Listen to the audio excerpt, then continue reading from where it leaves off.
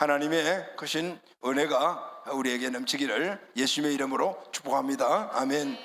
자, 사랑하는 가족 여러분, 오늘은 강권하여 내 집을 채우라라는 제목으로 함께 말씀을 나누도록 하겠습니다. 자, 오늘 이 말씀이 우리 마음속에 주시는 레마가 되기를 예수님의 이름으로 축복합니다. 아멘. 6월달은 우리가 전반기 영혼 추수를 목표로 하여 결실의 달로 우리가 지키고 있습니다. 우리는 1월달부터 한 사람이 2명씩 베스트를 정하고 그리고 그동안 쭉 관계 맺기를 해왔습니다.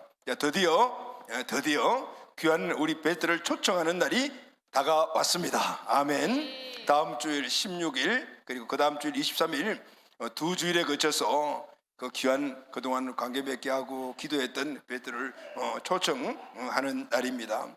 자, 초청 목적이 있습니다. 왜 귀한 베스트를 우리가 초청을 하죠? 초청 목적은 딱 하나입니다. 그분들에게 복음을 전하기 위해서입니다. 할렐루야, 아멘.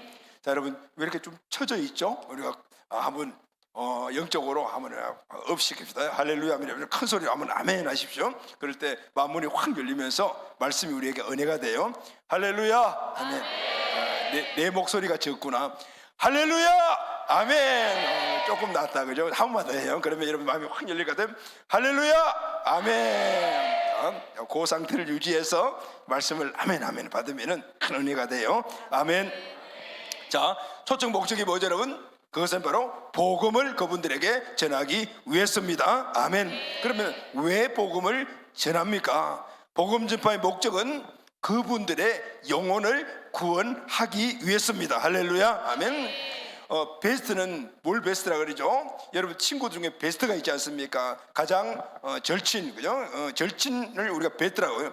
가장 귀중한 존재라는 뜻이잖아요.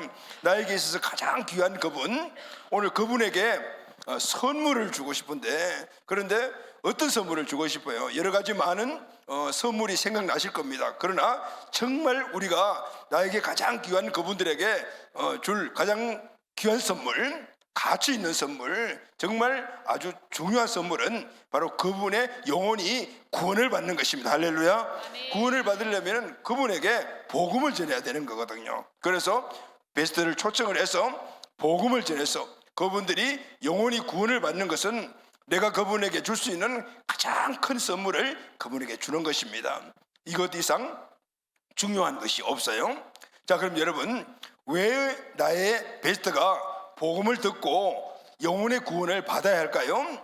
그런 이유가 있기 때문이다. 단순히 영혼 구원 영역에서 머무는 것이 아니라 영혼의 구원을 받으면 달라지는 것이 있기 때문입니다. 그런데 그 달라지는 것은 너무너무 그분에게 중요한 것입니다. 특히 우리는 이미 복음을 통해서 영혼이 구원받아서 그분에게 드리고 싶은 그 모든 것들을 우리가 갖고 누리고 있는 것이죠. 이제 그분에게 그것을 소개하고 그분도 함께 누릴 수 있도록 만들어주는 것, 바로 복음을 전파하고 영혼이 구원을 받게 하는 것입니다. 할렐루야, 아멘. 자, 여러분, 지난 주간 우리는 좀 설교의 주제로서는 좀 무거운 주제를 우리가 함께 말씀을 나눴죠. 그 말씀의 주제가 좀 무거웠던 것 같아요. 지난 주간 말씀을 듣고 간증문을 쓴 그 간증문의 내용들을 우리 재대학생들의 거를 어제 저녁에 제가 읽어봤는데 거기에 많은 분들이 첫 번째 그 내용에서 결단하고 은혜 받는 게 있겠어요.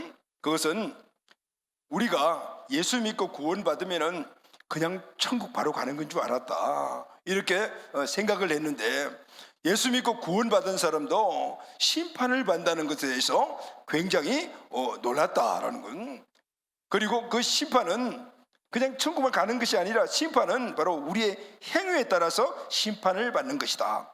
기준이 행위다. 우리가 이 땅에서 어떤 삶을 살았느냐에 그 행위에 따라서 심판을 받는 것이다 라는 그 내용에 충격을 받았다라는. 자, 그럼 여러분 좀 이상하지 않아요? 간증문을 쓰는 분들이 지금 제대학 훈련생도 있지만은 거기에는 집사님도 계시고 또 안수자도 계셔요.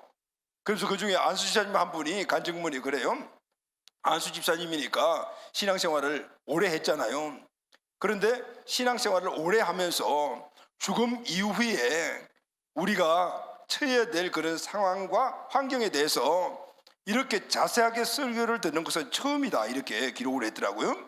정말 그런 것 같아요. 저도 죽음 이후에 대한 그런 우리 성도들에 대한 그 심판과 그리고 심판 이후에 가야 될 그런 상황에 대해서는 물론 알고 있지만 그것을 주일날 이 예배 시간에 주제로 다룬 적이 있는가라고 생각을 해봤더만 기억이 없는 거예요. 그러면 기억이 없다라면은 했기도 했겠지만은 그 말씀을 선포했겠지만은 근데 오래전에 했거나 아니면은 자주 하지 않았다라는 것을 그런 의미를 하잖아요. 그러면서 그런 생각을 했어요. 정말 그게 중요한데, 우리에게는 너무나 중요한데 이 중요한 것을 가르치지 않으니까, 알지 못하면은 우리가 그 삶을 살지 못하잖아요. 이것이 바로 지도자의 문제도 있겠구나라는 생각을 하면서 제가 좀 회개를 했습니다. 자, 여러분, 지난주 우리는 그런 무거운 주제를 다뤘죠. 그게 뭐냐면은 우리는 누구나 한 번은 죽는다. 죽음 이후에는 모든 사람들이 동일하게 심판을 받는다라는 건. 근데 문제는 심판받는다는 그 문제가 아니라 심판 이후에 우리의 처해지는 환경과 삶이라는 것이죠. 그런데 그것은 잠시 잠깐 아니면은 어느 기간이 정해지는 것이 아니고 영원이라는 그 자체가 우리에게 이 강한 멘붕이 오는 그런 주제라는 거죠. 자, 여러분, 그게 뭐죠? 지난주 우리가 함께 나눈 말씀이죠. 요한복음 3장 16절 말씀을 다 같이 한번 선포하겠습니다. 시작. 하나님이 세상을 이처럼 사랑하사 독생자를 주셨으니 이는 그를 믿는 자마다 멸망하지 않고 영생을 얻게 하려 하심이니라. 하나님이 저와 여러분들을 사랑하셔서 아들 독생자를 이 땅에 보내주시어 오늘 우리가 그를 믿음으로 말미암아 멸망하지 않고 영생을 얻게 되었다라는 말씀에 그분을 믿으면 바로 멸망하지 않고 영생을 얻게 되었다는 겁니다. 여러분, 이 말에 두 구절, 이 두 개의 구절이 나오는데 그 구절이 뭐냐면 하나는 멸망하지 않고 하나는 영생을 얻게 하려 하심이라는 구절이에요. 이 구절이 중요한 거죠. 자, 예수님을 믿으면은 왜냐면은 멸망하지 않고 영생을 얻습니다. 할렐루야, 아멘. 그런데 멸망하지 않고라는 뜻이 뭘까요? 이 말씀은 지옥에 가지 않고라는 뜻이에요. 예수님을 믿으면은 지옥에 가지 않고 그리고 끝나는 것이 아니고 영생을 얻게 하려 하심이라는 천국에 가게 된다는, 할렐루야, 아멘. 우리가 예수 그리스도를 믿으면은 우리는 지옥 갈 운명이 천국으로 가게 된 바뀌는 인생이 된다는. 예수 믿는 그 순간 그 기점으로 이전에 멸망이지만 영생으로 간다. 이전에는 지옥 갈 그런 신분이었지만 이제는 천국 가는 존재로 바뀌게 되었다는 거예요. 그리고 여러분, 예수 믿는 것이 얼마나 중요합니까? 그 천국과 지옥은 1년, 2년, 3년, 10년, 100년이 아니고 영원히 그어야 하는 장소이기 때문에 오늘 이것보다도 더 중요한 사안은 세상에 없는 것이죠. 그런데 예수를 믿는 것은 천국 가고 영생을 얻는 이것 말고도 또 하나 우리에게 주시는 구원받아야 될 이유가 있습니다. 그 이유가 뭐냐면은 요한복음 10장 10절입니다. 다 같이 읽겠습니다. 시작. 도둑이 오는 것은 도둑질하고 죽이고 멸망시키려는 것뿐이요 내가 온 것은 양으로 생명을 얻게 하고 더 풍성히 얻게 하려는 것이니라. 도둑은 바로 마귀 사탄이잖아요. 이놈은 오늘 우리가 하나님께로 받았던 많은 은혜와 축복을 다 빼앗아가서, 도둑은 빼앗아가는 거잖아요. 우리에게 주는 행복한 삶도 빼앗아갔고 영생도 빼앗아갔어요. 그런데 빼앗아가고 끝난 것이 아니고 그것을 빼앗아감으로 말미암아 우리를 망하게, 멸망하게 만들고 죽이고 멸망하게 만드는, 죽음 이후에 멸망이 어디죠? 영원한 멸망이 있는 지옥으로 가게 만드는 것이 바로 마귀의 우리를 향한, 인간을 향한 목적이라는 거예요. 그런데 내가 온 것은 그랬죠. 내가 온 건 내가 누구죠? 예수님. 예수님이 이 땅에 오셔서 오늘 십자가에 돌아가시고 그리고 우리를 구원의 길로 열어주시고 구원받는 자들에게 주신 것이 뭐냐면은 생명을 얻게 하고, 할렐루야, 아멘. 이 생명은, 예수님은 하나님이시기 때문에 그분의 생명은 영원한 생명이에요. 다시 말하면 죽음이 없단 말이에요. 영원히 사는 그 생명을 오늘 우리에게 주셨다는, 누구에게? 예수 믿는 사람들에게. 그러면은 이 영원한 생명을 갖고 있는 사람은 왜냐면은 이 세상에서 영원한 생명 플러스 풍성한 삶을 살게 되는 거예요. 할렐루야, 아멘. 그것은 이미 예수 그리스도를 믿는 순간에 천국 시민이 되어 천국 시민권을 갖게 됐을 뿐만 아니라 이 땅을 살아갈 때 이 땅에 살아가는 모든 삶에서 풍성한 삶을 살아갈 수 있도록 생명력이 우리 안에 주어졌다. 그러면 여러분 중요하죠. 그래 예수 믿고 구원받다면 우리가 추상적으로 천국 가는 거야. 여기서 머무는 것이 아니고 이 땅에도 살아갈 때 이 땅에서 하나님이 주시는 행복한 삶, 그 하나님 주시는 모든 풍성한 삶을 누리며 살아갈 수 있도록 우리를 인도해 주시겠다, 그 말씀인 거예요. 자, 그럼 여러분 천국 가는 길 그리고 이 땅의 풍성한 삶, 여러분 이것보다도 더 중요한 것이 있겠습니까? 혹시 이것보다 더 중요하다고 얘기하는 것을 갖고 계신 분 한번 손 들어서 한번 설명 한번 해 주실래요? 죽음 위에 천국 가는 것과 이 땅에서 모든 삶 안에서 풍성함을 누리고 살아가는 것, 이것보다도 더 중요한 것 여러분 알고 계신 것 있어요? 저는 아무리 생각해봐도 이것 이상의 중요한 건 없는 것 같아요. 이것 이상의 가치 있는 것이 없는 것 같아요. 그렇다면 가장 중요하고 가장 가치 있는 정말 이 중요한 것을 여러분 내가 사랑하는 사람에게 선물로 드려야 되지 않겠어요? 할렐루야, 아멘. 이걸 내가 가지고 누리고 있다라면은 베스트, 그죠? 가장 사랑하는 그분들이 가족이 될 수도 있고 친구가 될 수도 있고 뭐 등등 여러 많은 분류의 사람들이 될 수 있겠죠.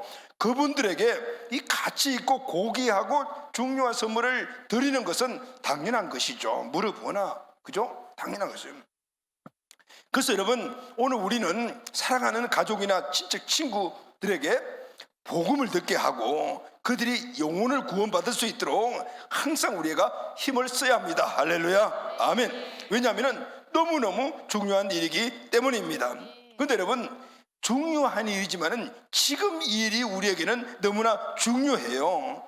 우리 모든 인생에서 제일 중요한 것이 바로 이거란 말이죠. 왜냐하면 우리는 누구나 한 번은 죽게 되고, 그죠? 그리고 죽음 이후에서는 끝이 아니고 죽음 이후에는 우리에게 정해진 것이 있는데 그것은 바로 심판을 받는 것이라. 이거는 세상에 사는 모든 사람들에게 다 해당되는 것이기 때문에 누구도 이 영역에서 벗어날 사람들은 없단 말이죠. 자, 히브리서 9장 27절 말씀을 다 같이 읽겠습니다. 시작.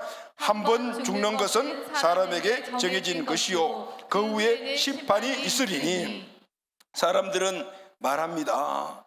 죽는 것은 우리에게 정해져 있지만은 죽으면 끝나, 이렇게 이야기를 합니다. 그러면서 죽음을 두려워합니다. 죽음 두렵지 않는 분들 계십니까? 왜 그런지 아세요? 세상에 죽고 난 이후에 아무것도 없다라면 죽음이 두려울 필요 없죠. 그냥 끝나는 거지만은. 근데 죽음이 두려워해요. 왜냐하면은 우리 안에 그런 하나님이 우리 마음속에 심어놓은 신적 의식이 있어요. 누구나 신에 대한 그런 갈망도 있고 두려움이 있는 거예요. 그냥 우연하게 일어난 것이 아니고 하나님이 우리 마음속에 그것을 심어놨기 때문에 우리 안에 신적 의식이 있단 말이죠. 그러니 죽음을 두려워하는 것은 내가 입으로 죽으면 끝이야 라고 이야기를 하지만은 내 안에 죽음 위에는 뭔가 있어. 그래서 사람들이 어떻게 해요? 이 땅에서 선한 삶을 살려고 노력하잖아요. 죄를 지으면서 죄를 안 지으려고 노력을 하고 죄를 지으면 죄책감도 오게. 그 이유가 죽음 이후에 분명히 내 삶의 모든 어떤 상황이 심판을 받을지도 몰라라는 막연한 그런 추측이 있는데 그것은 바로 우리 안에는 신적 의식에서 나오는 거란 말이에요. 그래서 사람들이 죽음을 두려워하는 거예요.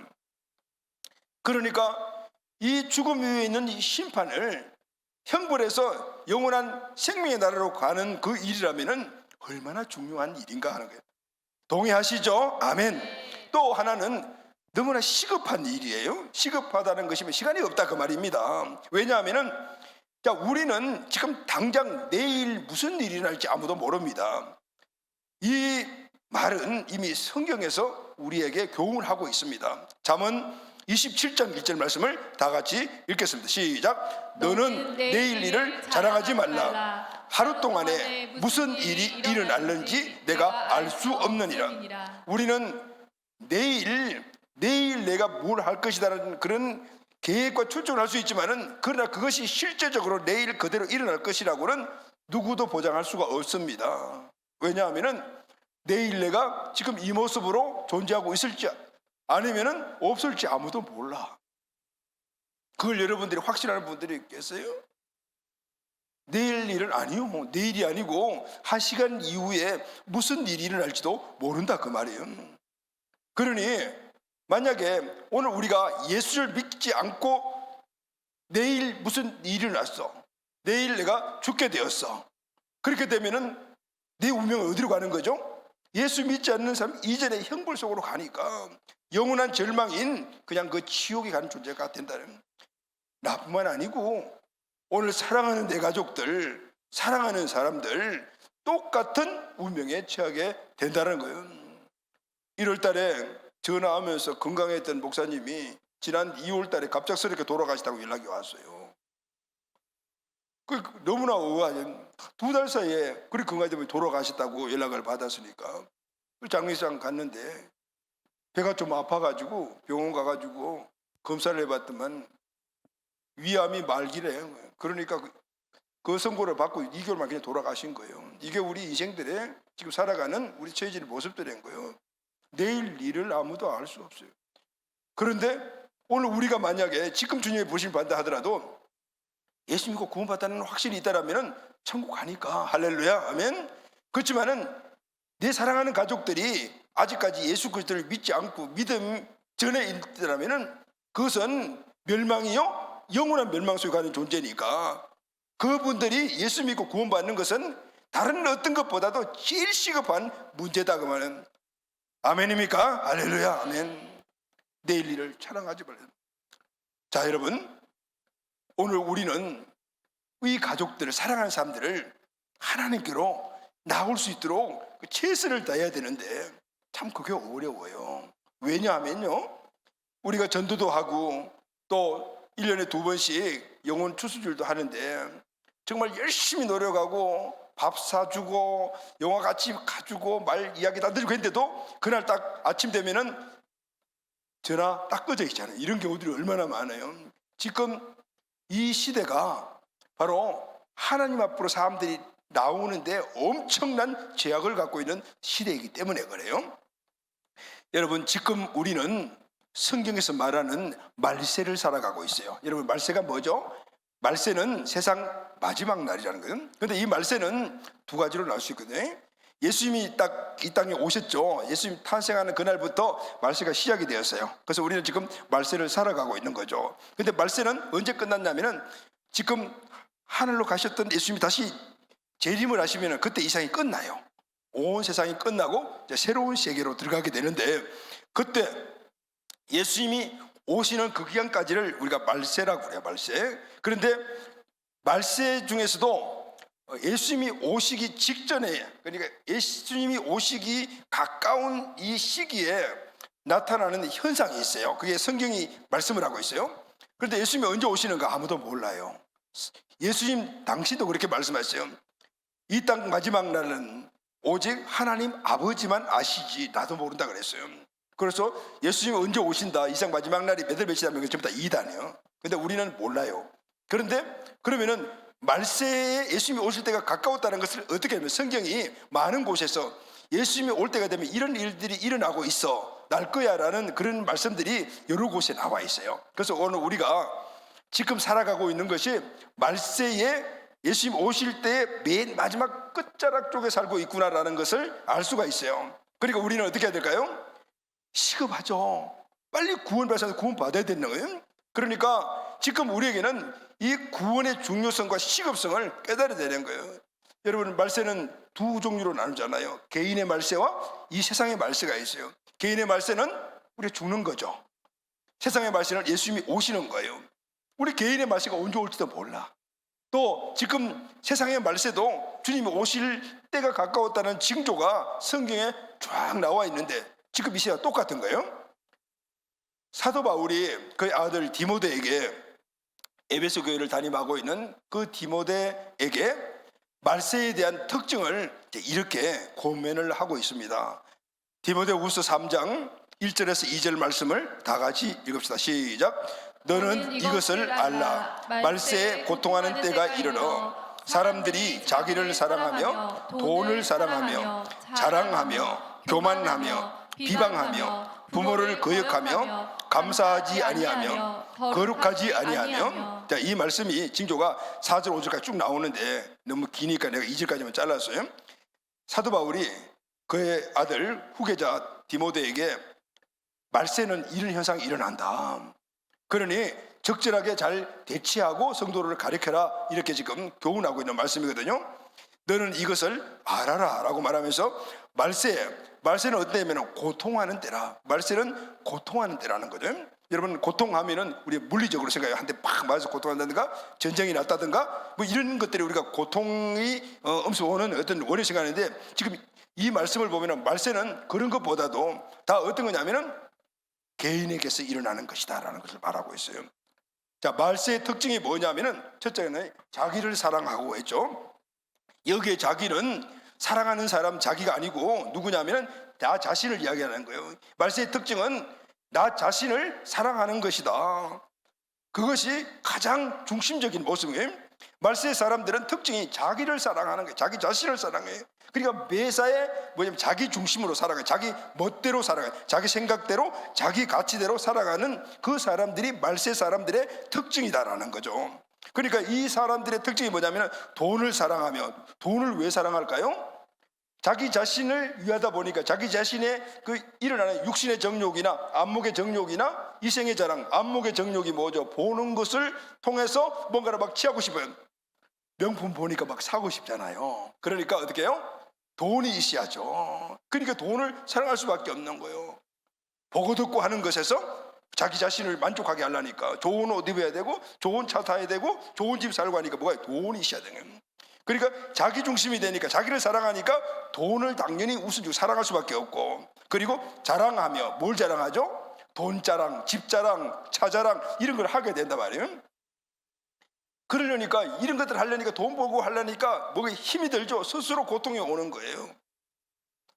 그리고 그런 것들을 좀 갖췄다고 해서 교만하고, 그리고 그걸 갖추지 못한 사람들을 비방하고, 그리고 얼마나 못된 친구들이 있냐면 부모를 거역하고 감사하지 아니하고 거룩하지 아니하고, 이게 말세의 사람들의 특징인데, 여러분 요즘 세상하고 너무 닮지 않았어요? 아니, 똑같아요. 그리고 그 뒤에 나온 내용들을 보면은 무정하고 정이 없어. 원통함을 풀지 않고 함부로 꽁 하면은 끝까지 그냥 복수하려고 하는 사람들이에요. 모함하고 절제하지 아니하고 싸나우며 선한 것을 좋아하지 아니하고 배신하고 조급하고 자만하고 쾌락 사랑하기를 하나님보다 더하고 경건의 모양이으나 경건의 능력이 없고. 자, 여러분 이걸 가만 보면서 이거는 예수 믿는 사람들의 영역이야 라고 생각할 것 같지만 아니에요.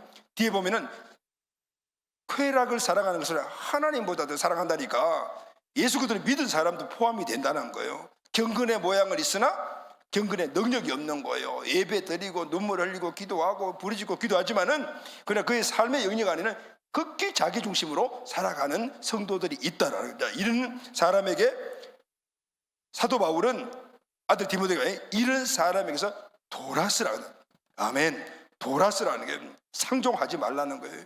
여러분 무슨 얘기일까요? 상종하지 말라고 이야기를 하고 만나지도 말라고 하네요. 왜냐하면 닮기 때문에. 세상 사람, 세상 가치를 갖고 있는 사람들하고 자꾸 만나고 그 사람들하고 자꾸 밥 먹고 그 사람들하고 같이 행동하게 되면 그 사람들이 와 닿는 거예요. 그러면은 너도 똑같은 사람이 되는 거다라고. 경건의 영역 안에서 머물도록 훈련시켜라, 이 말씀을 하고 있는 거예요. 자, 여러분 무서운 시대에 우리가 살고 있어요. 바로 말세에는 이런 징조가 나타나는데, 자, 한번 가만히 생각해 보시죠. 나는 어떻고 내 주변의 사람들이 어떠세요?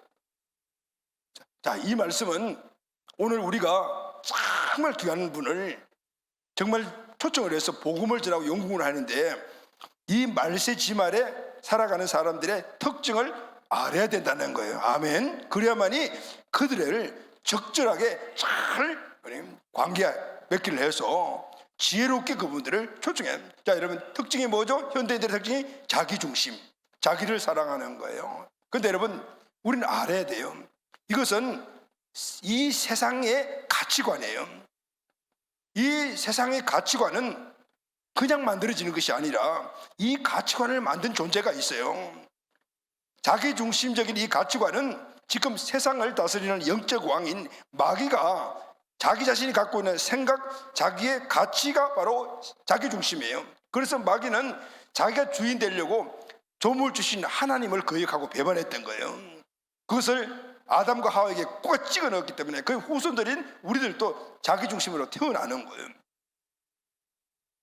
마귀는 이렇게 네가 왕이야, 네가 최고야, 네 멋대로 살아, 네 생각대로 살아라, 이렇게 모든 교육이나 시스템이나 문화나 이런 걸 통해서 우리 집어넣는 거예요. 어린 아이 때부터 집어넣어서 그것이 자기의 가치관으로 여기며 살아가면서 그걸 이루도록 살아가게 만들어가는 거예요. 그래서 다른 사람에게 관심 갖지 못하게 만들게 하는 것이 목적이에요. 결국은 이 말씀은 뭐죠, 여러분?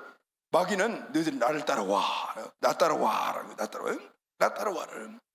우리는 그것도 모르고 내가 중심이 되어서 그냥 내 중심 살아가다 보면 그게 마귀를 따라가는 거예요. 여러분, 마귀의 목적이 뭐죠? 도둑이 오는 것은 도둑질하고 죽이고 결국은 멸망당하게 만드는 거예요. 따라가면은 멸망하는, 예수 믿지 않고 그냥 마귀 따라가면은 멸망당하는 거예요. 그게 바로 마귀의 목적이라. 그러니 현대인들이 특징 중에 하나가 타인에게는 관심이 없어, 남을 위해서 살아간다는 것은 말도 안 되는 거라고 생각을 해요. 좀 나아가면 그냥 우리 가족, 이 정도죠. 요즘은 심지어는 가족에게도 무관심해요. 자, 여러분, 이제 우리가 해야 될 일이 있습니다. 바로 이 결실의 달 행복주 통해서 오늘 우리에게 이 무관심의 이 생각과 가치가 있다면 끊어내야 돼요. 할렐루야, 아멘. 끊어내야 되는 거예요. 여러분 사랑하는 가족들에게 아직까지 예수님 믿지 않는다면 1년에 몇 번 예수 믿으라고 말씀합니까? 해봤는데요, 안 돼요. 안 될 수밖에 없어요. 왜냐하면 말세에는 이런 사람들, 예수 그리스도가 없는 중심이 아닌 사람들은 다 자기 중심이기 때문에 아무리 이야기해도 잘 안 들어요. 그렇지만은 그래서 포기, 이제 무관심해, 말해봤자 안 돼, 이게 아니고 관심을 다시 회복해야 돼요. 할렐루야, 아멘. 무관심을 끊어냅시다, 아멘. 이것은 주님의 소원이기 때문입니다. 주님의 소원은 나만 구원받는 것이 아니에요. 나만 천국 가는 것이 아니고 풍성한 삶 사는 것이 아니에요. 주님의 뜻은 바로 나뿐만 아니라 우리 집, 우리 가족, 우리 가문 모두가 다 구원받기를 원하셔요. 할렐루야, 아멘. 자, 사도행전 16장 31절 말씀을 다 같이 읽겠습니다. 시작. 이르되 주 예수를 믿으라, 그리하면 너와 내 집이 구원을 받으리라. 아멘.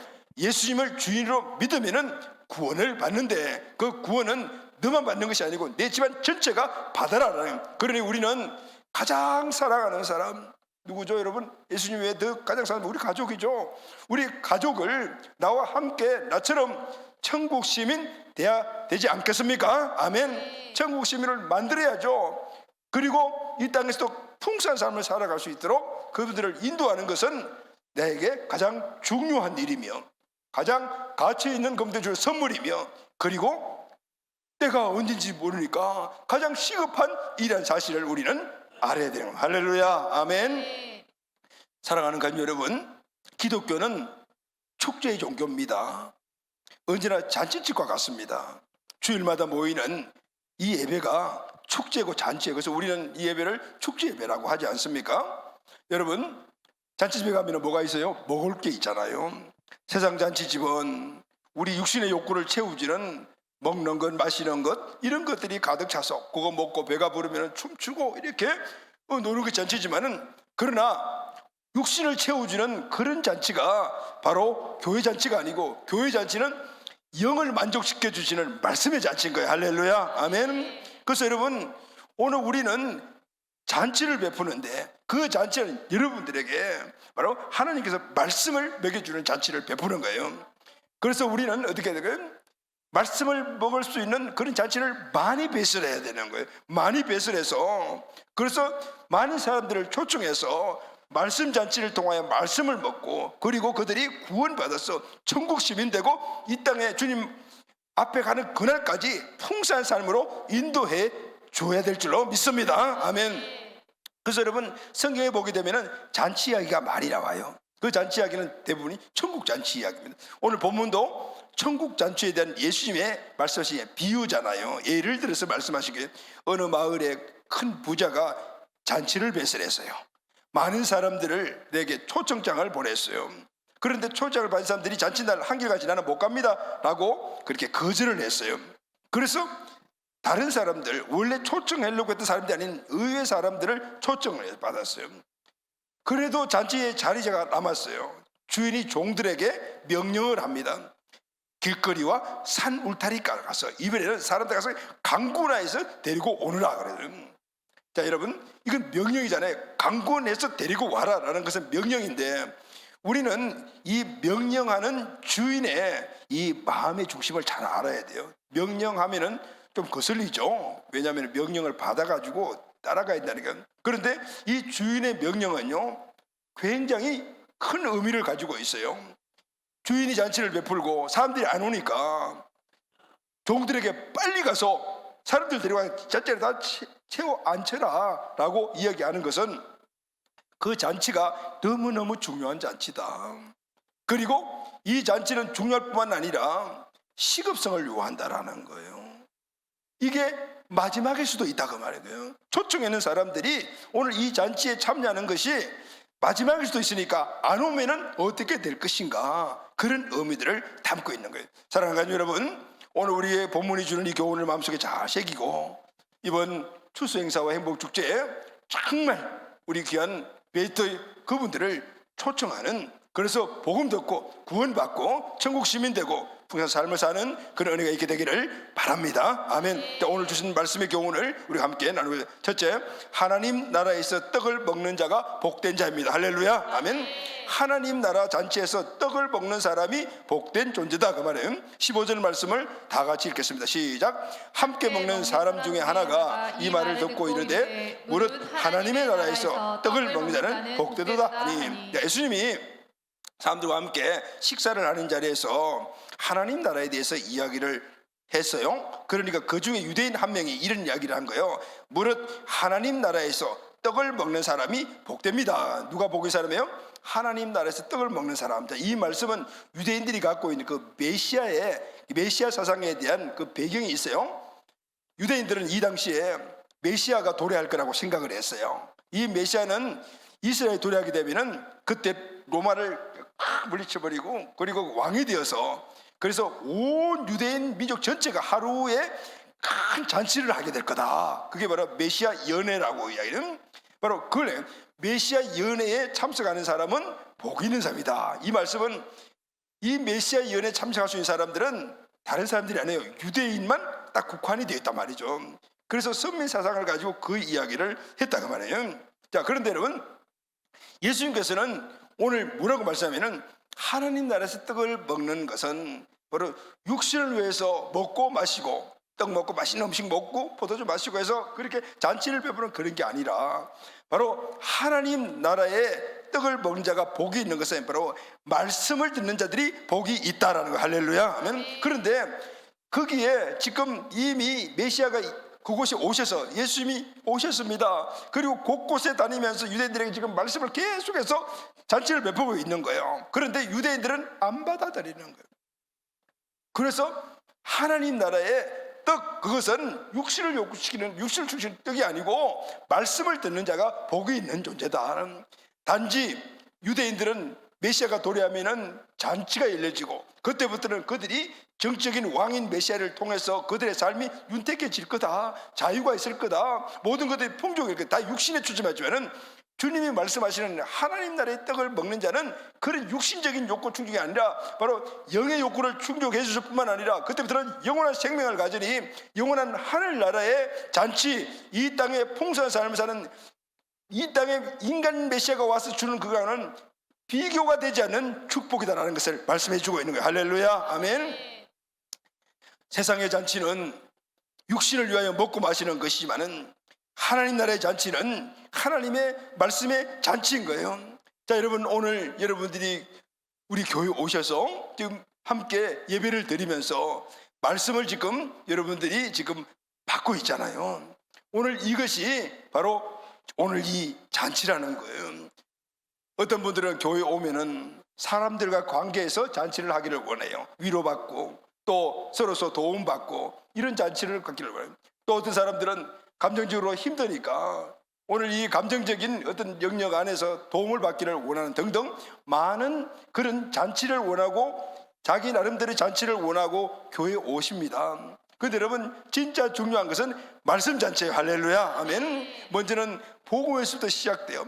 66권 하나님의 말씀이 다 우리 안에 내 영의 양식으로 이것이 차곡차곡 쌓여지게 되면은 그 다음에는 어떻게 되죠 여러분? 영이 잘 되면은 혼이 잘 되고 할렐루야. 그러면은 육신과 범사가 잘 되는 은혜가 일어나게 되는 거죠. 아멘. 이것이 바로 잔치라. 말씀의 잔치인 거예요. 그래서 여러분 우리는 꼭 1년에 2번 하는 초청 잔치뿐만 아니고 늘 초청해야 합니다. 잔치는 늘 열려지니까 주일 예배, 오후 예배, 셀 예배, 그리고 열린 모임, 그리고 셀 양육, 그리고 양육과 제단 모두 다 말씀 잔치인 거예요. 여기에 오늘 우리가 항상 함께하며 그 말씀을 받아들일 때 우리의 삶이 복되게 될 줄로 믿습니다. 아멘. 그 잔치 자리에 늘 참여할 수 있도록 늘 그분들을 초청하는 우리가 꼭 돼야 될 줄로 믿습니다. 아멘. 두 번째, 초청받은 사람이 한결같이 사용했어요. 초청을 했어요. 근데 한결같이 사용했어요. 누가복음 14장 16절 20절 다 같이 읽겠습니다. 시작. 이르시되 어떤 사람이 큰 잔치를 베풀고 많은 사람을 청하였더니 잔치할 시각에 그 청하였던 자들에게 종을 보내어 이르되 오소서 모든 것이 준비되었나이다 하며 다 일치하게 사용하여 한 사람은 이르되 나는 밭을 샀음에 아무래도 보아야 하겠으니 청컨대 나를 양해하도록 하라 하고 또 한 사람은 이르되 나는 소 5 샀음에 시험하러 가니 청컨대 나를 양해하도록 하라 하고 또 한 사람은 이르되 나는 장가를 들었으니 그러므로 가지 못하겠노라 하는지라. 주인이 이제 초청할 사람들을 대상을 해가지고 초청장을 먼저 보냈어요. 그리고 이제 잔칫날, 초청한 날 큰 잔치를 베풀고 종을 또 보냈어요. 초청 보낸 사람들에게 보냈는데 이 초청을 받은 사람들이 다 거절한 거예요. 그 당시에 유대의 풍속은 이렇게 2번을 초청을 한다 그래요. 저기 상중에 속한 사람들은 이렇게 초청 먼저 보내고 잔치날도 데리러 가는데, 그런데 특별한 사유가 없이 불참하면 큰 결례에 속하기 때문에 다 참석하는 것이 원칙이라는 거죠. 그런데 다 사용을 했다. 그런데 여러분 이 말씀 가운데 다 일치하게 사용하여 그들한 사람들이 다 똑같이 사용했다 그 말이에요. 똑같이. 근데 일치라는 말이 뭐예요? 똑같은 말로. 근데 말은 달라요. 그런데 똑같은 말로 무슨 얘기일까요 여러분? 이 사람들이 사용한 이유를 보게 되면요, 나는 밭을 샀어요. 나는 소 5 샀어요. 나는 장가 들었어요. 자, 여러분 주가 뭐죠? 다 나. 물론 거기에 대한 조건들은 다 다르지만은 원칙과 기본은 똑같은 거예요. 나는. 그러니까 잔치 자리에 내가 못 간다는 거예요. 내가 이걸 해야 돼. 내가 이걸 해야 되겠다. 내가 이걸 해야 되기 때문에 모두가 다 타당한 이유인데 그것이 직업적이고 가정적이며 합법적이라. 여러분 동일한 생각을 갖고 있구나라는 걸 알 수 있죠. 우리가 베스트나 초대 대상을 찾아가서 예배나 초청잔치에 초대하면은 이 사람들이 여러 핑계를 대고 다 사양을 해요. 근데 그 핑계를 들어보게 되면은 이유가 동일하게 하나예요. 나는 일이 바빠. 나는 오늘 가족끼리 시간을 보내야 돼.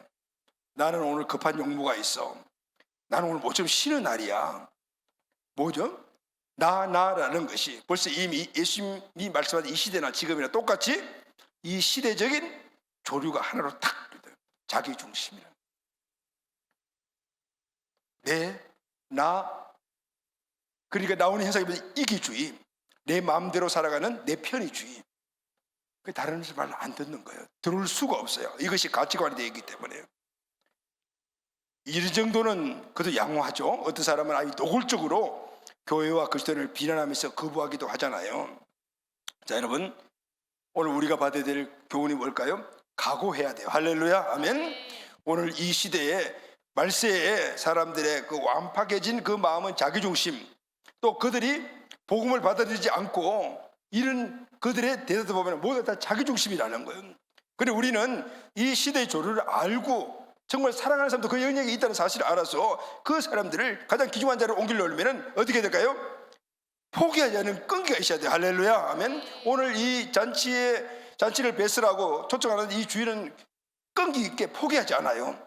바로 여러분, 우리가 사랑하는 사람들을 포기하지 않고 끈기 있게 끈질기게 그들의 계속해서 청해야 될, 거절을 각오해야 될 이유가 뭐냐면요, 귀중하고 사랑하는 가족이기 때문이기도 하지만은 그 이상의 것이 내 주인 대신 그분이 거절하지 않고 끈기 있게 그 일을 감당하기 때문이에요. 할렐루야. 네. 이것이 우리의 전도 동기가 돼야 된다라는 것을 말해주고 있는 거예요.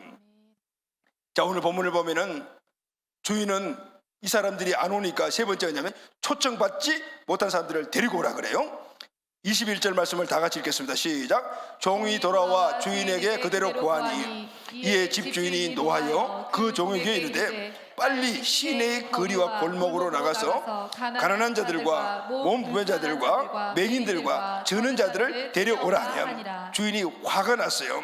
근데 여러분, 여기서 우리가 알아야 될 것이, 주인이 화가 났다는데 왜 화가 났을까요? 많은 음식을 만들어놨는데 먹을 사람이 안 오니까 저거 이제 버려야 되죠. 쓰레기통에 버려야 되니까. 와, 손이 났구나. 그래서 화가 났을까요? 아니에요. 그 잔치 자리에 참여해야 될 사람들이 오지 않았기 때문에, 꼭 와야 되는데 오지 않았기 때문에, 그게 누구죠 여러분?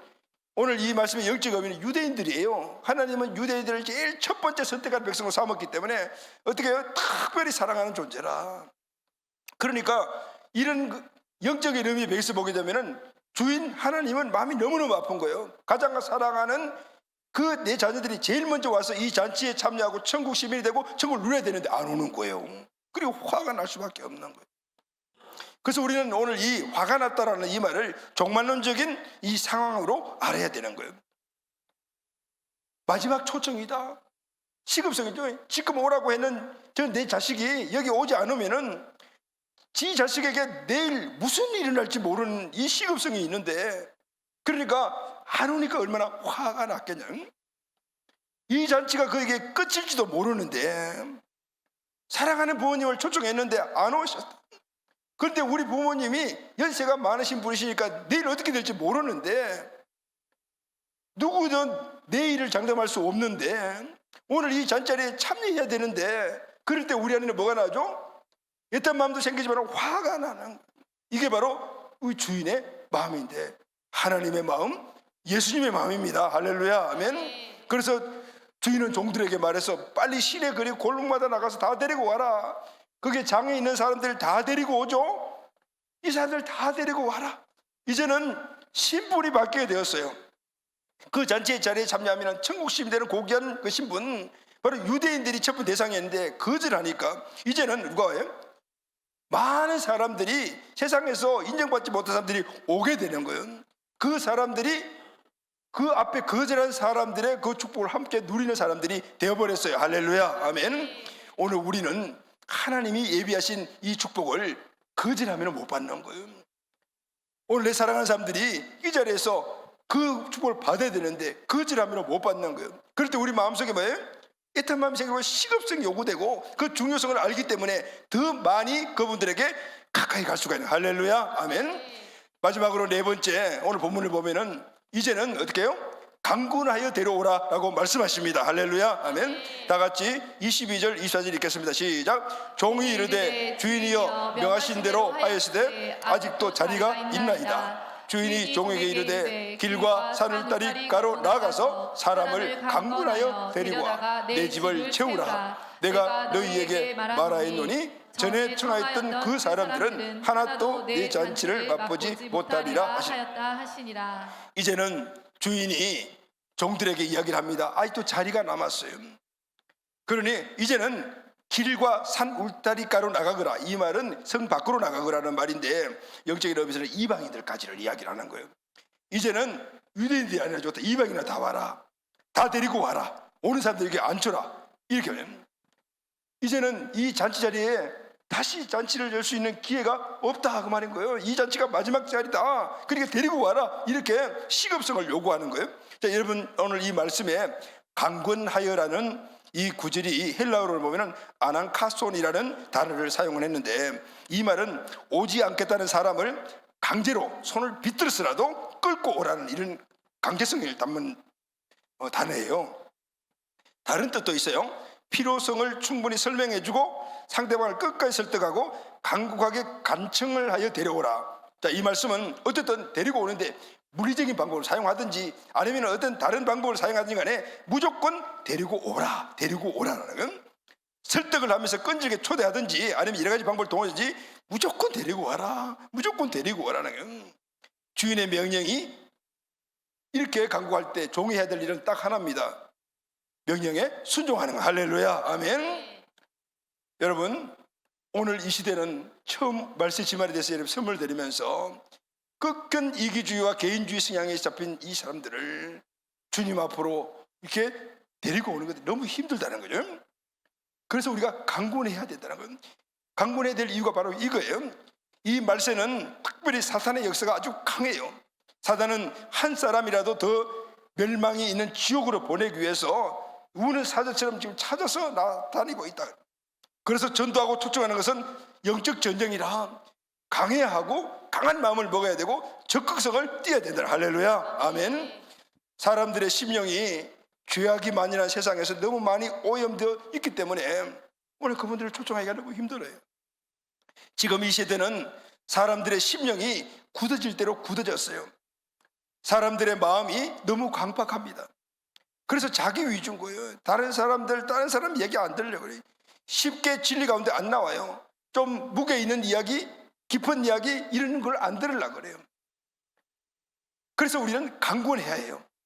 우리 속담에 10번 찍어서 넘어가지 않는 나무 없다는 말이 있지만은 10번 가지고 안 돼.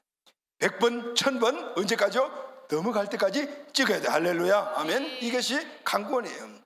또 이 시대는 우리가 영혼 구원에 대한 중점 중에서는 시간이 너무 급하기 때문인 거예요. 잠언 20장 1절 아까 읽었던 말씀이죠. 너는 내일 일을 자랑하지 말라. 하루 동안에 무슨 일이 날지 네가 알 수 없다 그랬어요. 이 말에 누가 아니다라고 할 수 있는 분이 계시겠습니까? 없어요. 다른 일들은 연장할 수 있지만은 그래서 우리의 영혼 구원을 위한 전도는 절대 미룰 수 없는 사안이다. 왜냐하면 생명에 관한 것이기 때문에, 영원한 삶에 관한 것이기 때문에, 지금 예수 믿지 않고 오늘 밤에 죽으면 그 영혼은 가야 될 곳은 이미 정해져 있는 것이기 때문에, 그래서 우리는 서두르지 아니할 수가 없다라는, 이 시대에 우리가 강권해야 될 이유가 또 있어요. 이 세대가 너무 악하고 이 세대가 너무 더러워요. 사람들은 육신의 쾌락을 추구하는데 익숙해져 있습니다. 전에 듣지도 보지도 못했던 온갖 제약들이 지금 독버섯처럼 솟아나고 그렇게 있는 시대에 우리가 살고 있어요. 어떻게 하면 이 세상에서 더 즐기고 즐겁게 사냐에 몰두하다 보니 영적인 것, 영원한 것, 성결한 것에 대해서 아예 관심도 없어요. 이것이 바로 마귀가 이 세상에 만드는 문화라. 거기에 모든 것들을 빼앗기게 해서 영적인 것, 천국, 진리 이런 것들을 아예 관심도 갖지 않도록 만들어버리는 거예요. 오늘 이 마귀의 괴계를 우리가 깨달아야 돼요. 할렐루야, 아멘. 그러다 보니 사람들은 점점 구원에서 멀어지는 거예요. 처음 여러분들이 여기 있을 때 심판에 대한 설교도 제가 언제 했나 모를 정도로 저 자신이 목회자님도 그런 상황. 왜냐하면 시대 조류가 성도들에게 무거운 주제로 설교하면 안 된다는 이런 것들이 목사님들 머릿속에 와 있는 거예요. 일주일 동안 힘들고 왔던 그 속에 회개해라, 죄 문제 때문에 회개해라, 지옥 간다 이런 이야기 하지 말라는 그런 어떤 그런 그 기류들이 은연중에 깔려져 있는 거예요. 이것이 진짜인가? 아니요. 주님은 오늘 우리가 무엇을 해야 되고 그리고 우리 삶이 어디 추진받는 것을 분명히 말씀하라고 그렇게 말씀을 하고 있는데, 저도 많이 이번 설교하면서 많이 회개했어요. 그러다 보니 모르니까 성도들이 알지를 못하니까 잘 되라, 축복받아라 뭐 이런 쪽으로만 계속해서 긍정적이고 적극적인 사고의 설교들 많으니까 거기만 붕 떠 있으니까 진짜 영원한 나라의 것들은 잊어버리고 사는 경우들이 많아요. 그러면은 진짜 구원하거나 멀어지고 그 세상 만드는 가치라면 그게 끌리다라는 이런 삶을 살다가 예수 믿고도 영원한 멸망에 떨어질 수도 있다 그 말인 거예요. 무서운 이야기. 자, 여러분, 이런 시대, 이런 상황에서는 우리가 평범하게 신앙생활 해서도 안 되고 아니란 방법으로 전도해도 안 된다라는 것을 우리에게 교훈해요. 자, 강권적인 전도가 필요. 할렐루야, 아멘. 그리고 우리 신앙생활도 좀 강력한 신앙생활이 필요한 거예요. 왜냐하면 때가 그런 때이기 때문에 그런 거예요. 한 영혼을 위해서 인내해야 하며 끝까지 한 영혼을 붙잡고 포기하지 않고 우리 복음을 전파해야 합니다. 아멘. 지금 내가 길을 가다 보니까 한강에 있는 그 다리들이 많은데 어느 날 창강에 있는 그 다리를 건너가는데 어떤 사람이 한강 그 다리 위 난간에 올라가지고 막 물속에 뛰어들라고 그래요. 막 뛰어들라고 하고 있는데, 그럼 그걸 내가 봤어요. 그럼 빨리 뛰어가서 딱 여보, 거기서 왜 그 서 있어요? 어디 마음 다친 데가 있어요? 그 물 떨어지면 죽어요. 이렇게 이야기할 틈이 있어요? 그냥 뛰어가서 그냥 딥들 탁 확 낚고 치야죠. 언제 설득할 시간이 어디 있어요? 어떤 친구가 막 고속열차 지나가는 선로에서 막 뛰어들라고 그래요. 그러면 어떻게 해야 되겠어요? 친구 왜 거기 뛰어들라 그래? 직장에서 무슨 일이 있었어? 뭐 힘든 일이 있어? 그 물을 기간이 있어요? 막 뛰어가서 발로 옆구리 차버려가지고 그냥 딱 떨어지도록 만들어야죠. 이것이 바로 강권하는 거예요. 시간이 없다. 시간이 없다. 물론 사람마다 강권하는 방법은 다 다르죠. 다 다르죠. 근데 성령님께 물어보면은 성령님께서 그 사람에게 맞는 강권하는 지혜를 주셔요. 할렐루야, 아멘.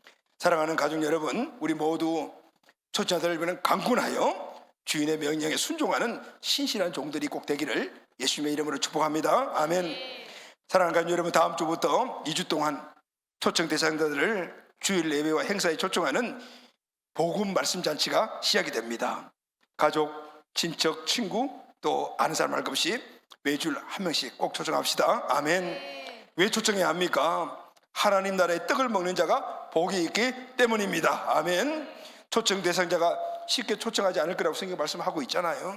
그래서 우리는 어떻게 해요? 거부할 거라는 걸 알고 포기하지 않고 끈질기게 그래서 찾아내시고 찾아가고, 그래서 여러분들 초청하십시오. 할렐루야, 아멘. 그리고 강권하여 데리고 오십시오. 그 방법이 어떤지 모르지만은 그냥 기도하고 강권해서 꼭 데리고 와서 복음 듣고 구원받고 천국 시민 되고, 할렐루야, 아멘. 이 땅에서도 풍성한 삶을 살아갈 수 있도록 우리가 그분들을 인도해 주시기를 바랍니다. 아멘. 내일 일은 아무도 알 수가 없습니다. 지금이 마지막 기회가 될 수도 있습니다.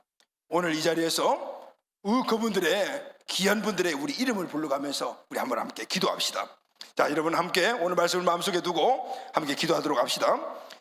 우리는 연초에 원래 꼭 복음을 전파하고 주님 나라 백성 되게 하기 위한 두 분의 귀한 분들의 이름을 정해서 베트로 정했죠. 그분들이 지금 어떤 위치에 있습니까? 교회에 나오셨습니까? 구원 받았습니까? 아니면 지금 계속해서 그분들 관계를 갖고 있습니까? 자, 1주 2주 남은 이 기간 동안에 최선을 다해서 그분들을 강권해서 복음잔치에 말씀잔치에 데리고 옵시다. 아멘. 그러면은 성령께서 책임져 주실 것입니다. 아멘. 이번에 복음을 받지 않아도 실망하지 마십시오. 주님의 때가 있습니다. 그분이 안 오시면 다른 사람을 찾아 나서십시오. 아멘. 아멘. 아직까지 베스트가 없는 분들이 있습니까? 오늘 이 시간에 두 분의 이름을 정하십시오. 그리고 기도하십시오. 그리고 다음 주 그 다음 주 각각 한 번씩 무슨 수를 썼으라도 어떤 방법을 썼으라도 그분을 꼭 모시고 오겠습니다. 오늘 이것이 강권입니다.